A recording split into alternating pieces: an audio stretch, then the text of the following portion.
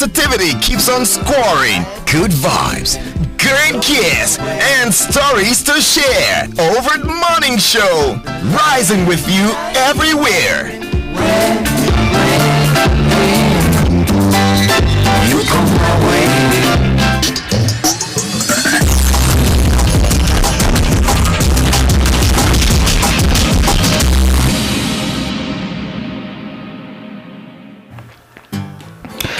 Alright, Lagos, welcome back.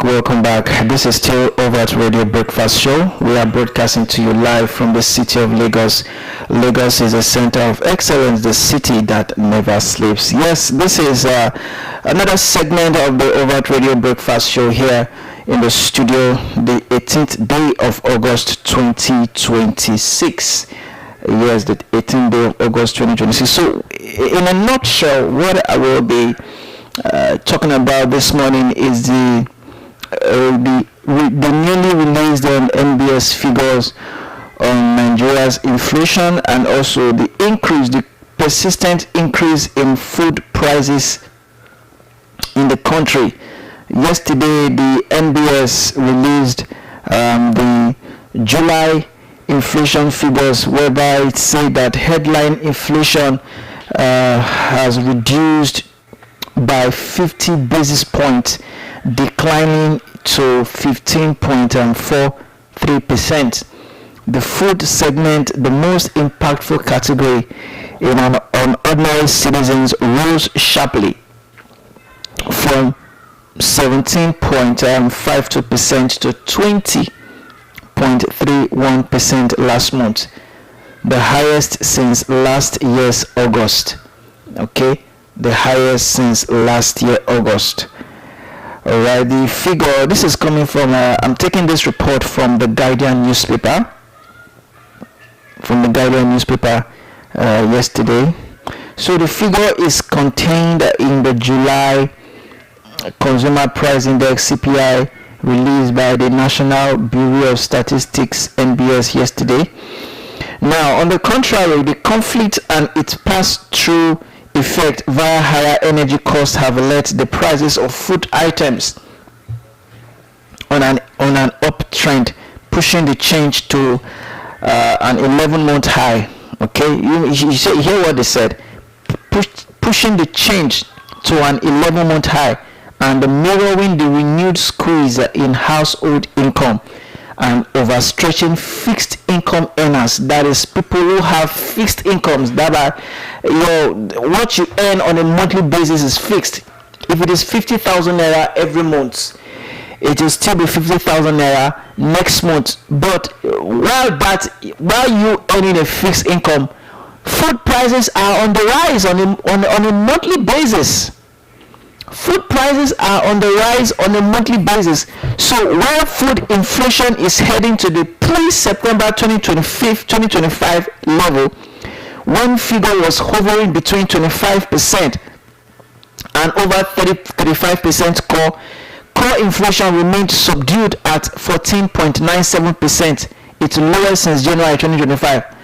The stable run of core inflation may ease pressure on the Monetary Policy Authority, which has been strained by the dilemma of dealing with a stubbornly high inflation rate without stifling the nascent economic growth.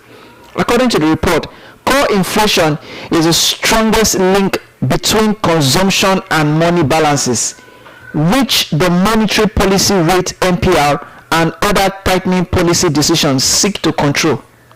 The monetary policy rate, which is the MPC, has kept the MPR at between 26.5 and 27.5% in the past 1 year, while the transaction corridor has equally remained tight as it explored options within its policy limits to keep money supply growth at a manageable level. All right, just looking for where they talked more about the food. Okay, and then right. Okay, now the recent changes. Let me start from this paragraph. Last month, it added 2.79% points to take the headline figure to 20.31%, a figure not seen close to a year. The recent changes suggest the food inflation momentum remains strong, and that the trend direction could take time before it hits an inflection point. But the drivers of food inflation, as argued by the chief executive of the Center for Promotion of Private Enterprise, Dr. Muda Yusuf, and other notable economists, are structural, such as insecurity and cost-related factors such as logistic challenges, which would require fiscal interventions to address. What did they say? One of the things that is driving food prices high, according to economists, is one, insecurity, high cost-related factors such as logistics challenges. All right, insecurity and logistic challenges. That is, logistics has to do with the transportation of goods, of farm food, of farm produce from one location to the other. Now, before these food items or the food produce from, let's take an example, from the north gets to the south, the transportations, people that are conveying this produce to the south, they will encounter a lot of challenges on the way. One of those encounters is fueling their vehicles, either diesel or petrol, and these petroleum products are on the increase. So all these things, and also they will encounter stops, roadblocks, security checks, and before they pass through any of these security checks, they have to give them money. So I think this is where the government also need to come in to ensure that those who are transporting food produce from the north to the south, from the south to the north, or from any of this region to the other regions, they must make sure that there is these things that they encounter is minimized. And also they also talked about insecurity. The federal government, the state government must make sure that if there's any state in the country that deals with a lot of agricultural activities, they must ensure that the farming communities must have security. Farming communities must have security. But I will come to that later on. But let me give the figures of how food prices, have been increasing since January 2026 to June 2026. Okay, food prices have been increasing since this year. I've not, even last year, if I've been following this NBS figure, this National Bureau of Statistics figure on food inflation, I'm not sure I've come across a particular month whereby they said food prices reduced. But since January 2026 to June, food prices have been increasing. Let me read out the figures here. January 2026, food inflation stood at 8.89%, reflecting early base period adjustment after the CPI rebasing to a 2024 base year.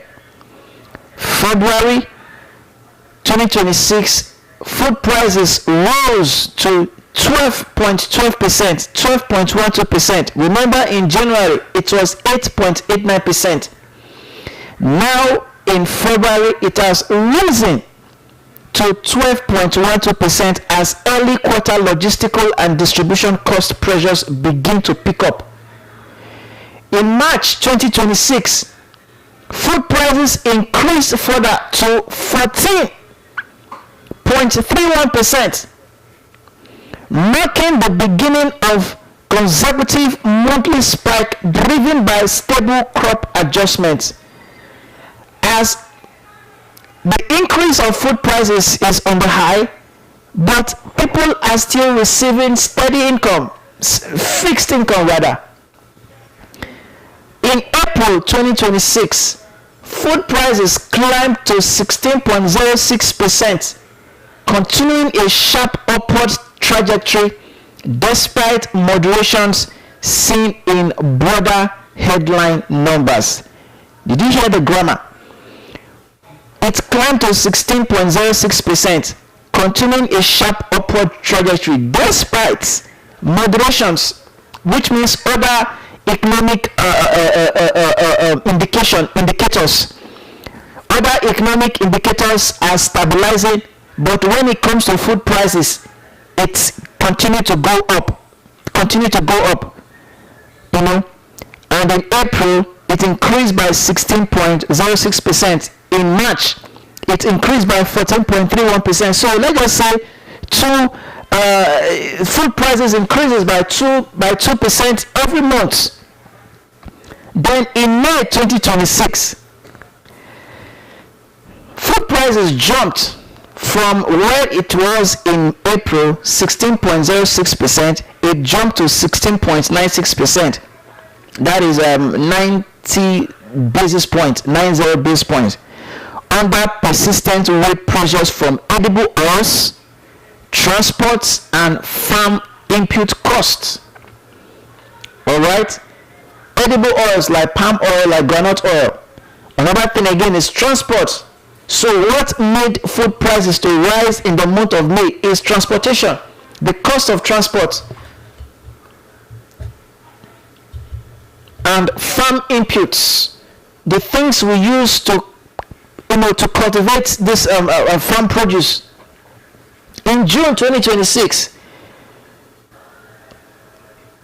food prices reached 17.52% year on year,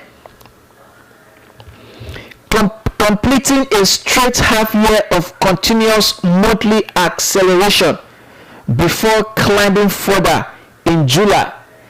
And what was it in July? Food prices in July rose by I hope this is the July figure. Yeah, rose by 20. In June, it was 17.52%, but in July, just last month, food prices rose by 20.31%. So that shows you that yes, the government might be getting it right in terms of the economic figures, because they say that since the administration of President Bola Ahmed Tinubu, that the economy has been stabilized, that the GDP of the country is increasing, inflation rates are going down. These are just things that does not concern the masses. These figures are just figures that does not directly affect the Nigerian masses. What they should be talking about is the increase of food prices on a monthly basis. Food prices are increasing on a monthly basis, and we are there telling us that inflation figures are reducing. GDP is growing, that the country is on the country's economy is on the trajectory, is on the roadmap to recovery. Where is it recovering to? How can a country's economy improve or is on the road to growth when on a monthly basis, right under your noses, on a monthly basis, food prices are going up since January to July? In January, it started at 8.89%. January food price increase started at 8.89%, and in July, food prices is 20.31%. What kind of economic performance is that? Okay, what kind of economic performance is that? If it were to be in a developed country, if it were to be in a country like the United States of America, United Kingdom, the Minister of Finance in that country, or the Secretary of State for Finance in that country would have been summoned by the Senate in that country. That, Mr. Finance Minister, how do you explain this, that in January, food inflation price was at 8.8%, and in July, food has gone up by 20.31%. That is, food prices increased by 12%, within January and July. If it had 12 or 13, let's just say 13% to round the figure. Okay, 13% food prices. Now let's do the math, because we need to start telling ourselves the truth in this country. Because I laugh when some people support this administration. I'm not antagonizing this administration. No, I'm not antagonizing this administration. But what I'm trying to say is that these things are reality. Okay, these things are reality. So let us do the math. Okay, if let's just say a derica of beans is 1,005. Okay, let's do the math, man. We need to know what is going on in this country. Okay, what is the percentage of 1,500 naira? Okay. What is the percentage? What is 12%? Okay, yeah. All right, so let's get it correctly. What is 12% of 1,005? Okay, so 180. So food prices, if a derica, okay, no, we didn't get it right. All right, if a derica of beans is 1,005, okay, and right, let me do the math. Times 1,005 times C times 12. Alright.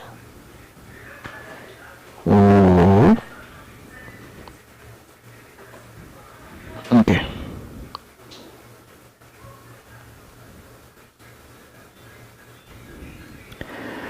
Alright. Okay, perfect. Now, according to the figures gotten from reliable sources, okay, food prices, the increase of food prices started at 8% in January, and in July, this is just July, this is the July figure, it rose by 20, all right, 0.31%. So we because like I said earlier, if it were to be in developed countries, like if leaders take things like this serious, it's because we don't take things like this serious. It's because those in the National Assembly, they don't take things like this serious. If the president media men, circulating the media saying that the country's GDP has gone up, is expanding, is increasing, and inflation figures, are going down on a monthly basis. But what about the food prices? They fail to mention food price. That shows you that there's something these people are hiding. If they keep saying that, because inflation figures is just the overall, but when you go to the basis, when you go through the insides, the nooks and crannies of these economic indicators, you will marvel that this country were yet to achieve this economic growth that the president has always been clamoring on. These are the major issues that they should be telling Nigerians. Of course, no media, no presidential aide would say that we'll keep on, we'll tell you that food prices is going up. They won't tell you that. But in countries, in developed countries, the Minister of Finance in that country will be summoned. The Senate will summon the Minister of Finance to explain, the Minister of Agriculture to explain, okay, why is food prices, why are food prices going up on a monthly basis since January to July? In January, it was 8.89%, and in July, food prices has gone up by 20.31%. That is a whole lot of figure to be considered. That is a whole lot of figure that the government should consider. So what should the government do? What should the government do? So one of the major indicators, as stated by the economists there, is that number one, transportation cost. The government need to make sure that the cost of transportation in this country is reduced. Dangote refinery cannot solve our fuel price hike alone.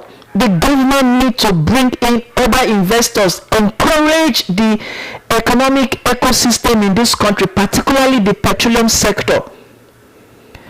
Okay, if there's anybody that is interested in setting up his own or her own refinery, the government should be able to support such individuals, just as they supported Aliko Dangote.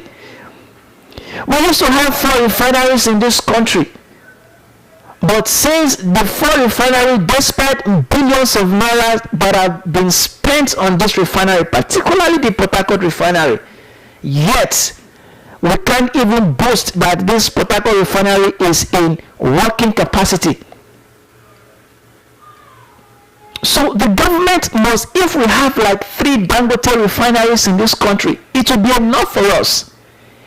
If we have like 3 Dangote refineries, it will be enough for us. Nigeria will not be complaining about petrol